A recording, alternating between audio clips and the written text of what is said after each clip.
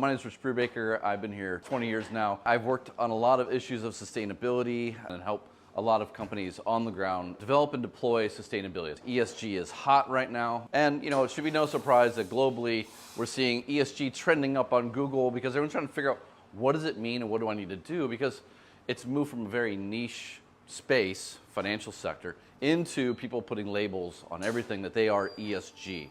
And I'll just preface my talk by saying I view ESG as being a very powerful tool. I view it as having potentially an amazing amount of strategic value. It's a telescope into the future where we're going and where you'll be and where you need to either get some work done or where there's opportunities for you to deploy a solution. And so for me, while I'm seeing the chart actually goes up to here, this is kind of confusing a lot of people right now, and I think that's where we are. So just in general, I'll talk about China, and I'll talk about some of the challenges of ESG kind of on the second half of this. So in China, what we're seeing is there's a huge amount of growth and interest when it comes to ESG, but there's a ton of confusion. No surprise. I mean, one, CSR, sustainability, these concepts, these business frameworks are relatively new here, and they're also largely driven by Western definitions, Western standards, and from global headquarters telling local what to do.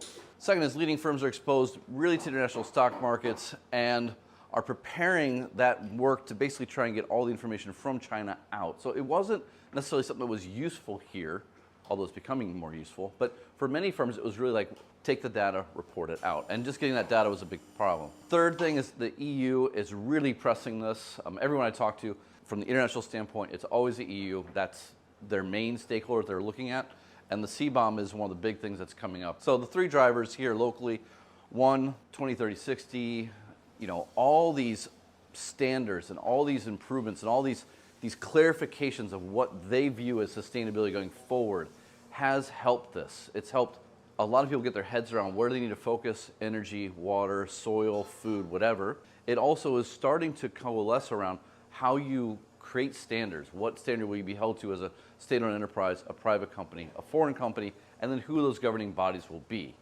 Great. Okay, so there's some clarity there. Second hand, you have a lot of money that's interested in this, and that's where I view ESG as being very potentially powerful and potentially more powerful than regulation, because there's one, money involved, and two, because borders are no longer an issue. It doesn't take the US and the EU to come together and sign contracts and agree to whatever. This is BlackRock saying, I don't care where you are in the world, if you are X, we're not going to fund you. And your cost of capital is going to go up. Potentially. I'm not saying it's happening, but potentially that's what could happen from this. And then the last one I think that is relevant to China is the CBOM that might come out. I think got delayed again. But the idea is that if you produce something in China, they will audit that value chain, they'll assess the carbon, and then they will go, there's a delta between what it would be in the EU versus what it's here. Here's your tax bill, please pay up. And what that can do, what that might do, again, because everything's kind of potential, the cost of production in China, the externality around the environment, social, and governance, that might be taxed in a way that creates equivalency between the two regions. And then the US will just reap the benefits because all the suppliers for Apple are the same ones for everyone else. And so if you're exporting Apple products to the EU market, Foxconn's just going to do the whole thing back to the US as well. So again, all these things coming together, these are three primary drivers for why ESG is hot, and I think why people are trying to figure out what to do. Three primary consumer segments for this. One is the global firms. I think they're the ones who are the most exposed to this. A couple ways. One is that they have to report overseas, and so they have to be more transparent, and they can be audited, right? And then also the consumers and the stakeholders have growing expectations and are looking at this in the EU, in the US, much more carefully. For them, the challenge is how do you get all the information in China, bring it together, and report it out in a way that kind of aligns to the US, to the EU, wherever you are. And that means that it's globally strategy, but it's locally managed. Hopefully it's globally funded, but you need a local team. So there's a lot of alignment happening there. Then you have the China global national brands, and they are driven by listing overseas primarily. But more and more, when I've talked to some of the leading kind of electronics firms or auto firms, they really view not ESG itself, but carbon or something, environmental social governance, as a way to separate themselves locally, but then also compete globally. And they're starting to see that because they didn't really pay attention to those issues historically overseas, that's why they're being limited overseas. So we can use this as a way to fix some of these issues and really become global firms. So if you talk to Lenovo, you talk to Huawei, you talk to Geely, like they really see this as a lens for what they can do to be global brands and understand the expectations of what a global brand should be. And then the last one is going to be the national brands, which are listing locally. This group of people here is the most interesting for me right now because while there appears to be a lot happening, particularly in the SOE sector with NRDC's new regulations coming out, no one really cares. No one thinks anyone's going to care, but they're still spending the money to do the work. So short-term impact, there is just going to be an increased need for carbon accounting just across the board. That seems to be the one thing that people are really focused on. ESG frameworks have yet to really be standardized. This is a problem. I can talk about that later. But carbon accounting will be standardized by the EU, by China, by US, by governing bodies at some point. So again, that's why they're kind of focusing on that. And then ESG, carbon accounting will be forced through supply chains. And again, if you're a foreign company here, this is the one thing that you're looking at. And somewhere in here is China saying, we don't want to be totally exposed to the global standards. We want to find our way too. And so you have a lot of back and forth that way. Speaking of carbon consultancies, there are a ton of them. And it goes everything from the accounting firms who are pivoting because their audit business sucks into ESG and they can just apply it, into the really technical ones like ERM, UL. They get in there because they have the equipment, they have the engineering background, they're creating their own software platforms as well. And then you have some Chinese brands like Xintao that are actually starting to develop their own as the local version of. And then you have everybody else. Some are playing for the foreign market, some are playing for the local market, some are playing for the global market. There's kind of two groups here. One measures the supply chain, the value chain, the building operations, and the other one manages the funds. So they're selling to the banks the portfolio approach that we'll take in the MSCI, Sustainalytics, all these different things. We'll take in their documents, we'll scrape their website, we'll create a dashboard for you that tells you green light, red light. And there's some great people working on this, but we're still very early days. There's risks, and this whole thing could die.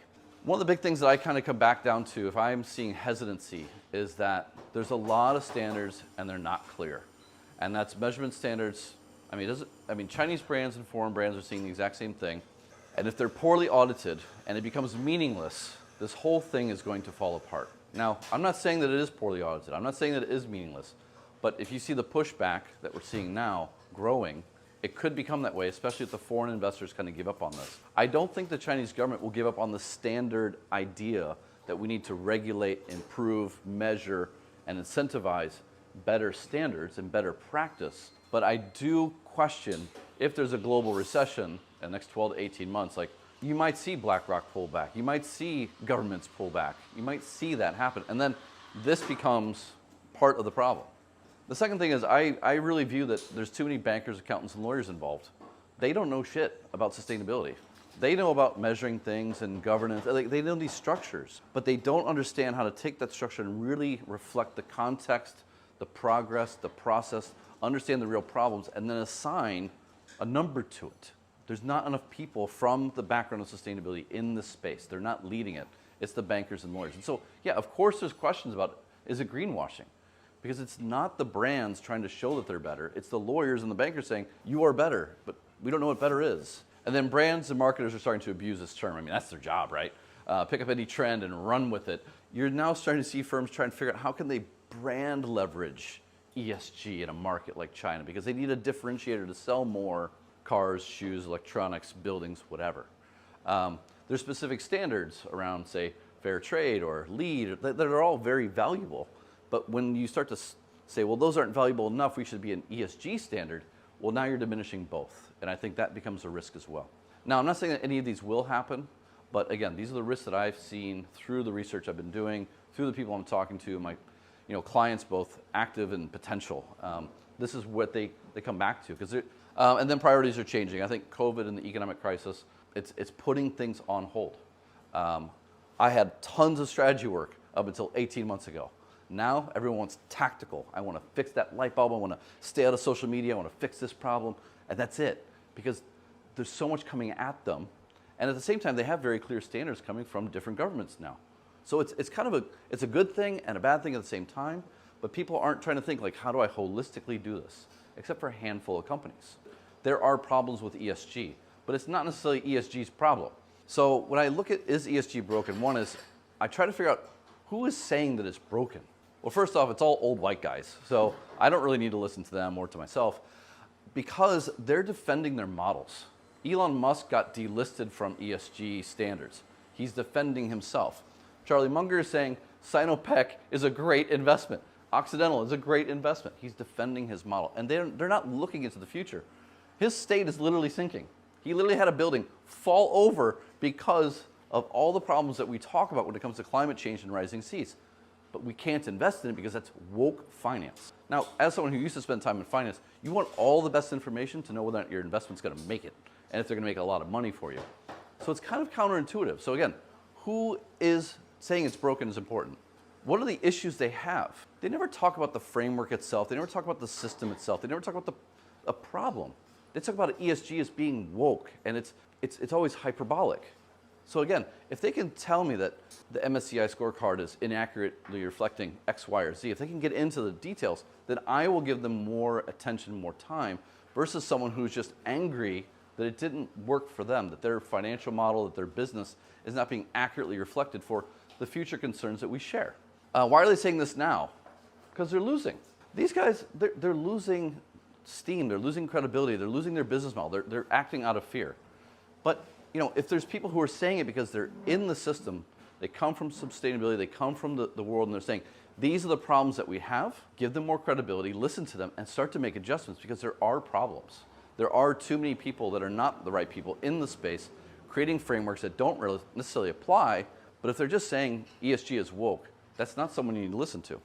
And then the last thing is, do they matter? I honestly don't think that Elon Musk's opinion or Charlie Munger's opinion on ESG matters. His opinion used to matter, now it doesn't. And I think that's great. I think that we should be getting hammered because it will allow us to fix the problems that we face. So to fix ESG, first off, we need to recognize that ESG is not going to fix anything. For me, it's a scorecard. At best, it's a telescope into kind of the future, where you are and where you're going to land, and what are the issues that you're facing, what are the opportunities that you have, and then you get to work from there. But it's not the actual hammer. So one, I think we need to recognize that ESG is not a solution to climate change or to whatever, but it will allow you, if you're running a business in real estate or retail or auto, to understand, like, I shouldn't put my thing here, like in Chongqing because there'll be no water and energy, or in Florida because rising sea, or because of farmland in someplace that has no water anymore. Like, this will help you make better decisions. It's one tool. We need to accept that as well. It's not the only tool. It's not the one tool that we need to be highlighting so much on, focusing so much. There's so many other things happening. It's one tool, and it usually has a very specific purpose from the financial sector. But if you're the leader of a company, you are a government official, and you're trying to look holistically to figure out where things are, it's a great tool for that. Strategic value will be realized by a few. They will take that thing and look at their business through that lens and go, we have work to do. They won't try and just put a stamp on it and say, we're done. It's a measure of progress and a measure of potential progress over time. And I think, honestly, very few will use that. They will use their PR firms and accountants and lawyers and things to make sure they're above standard.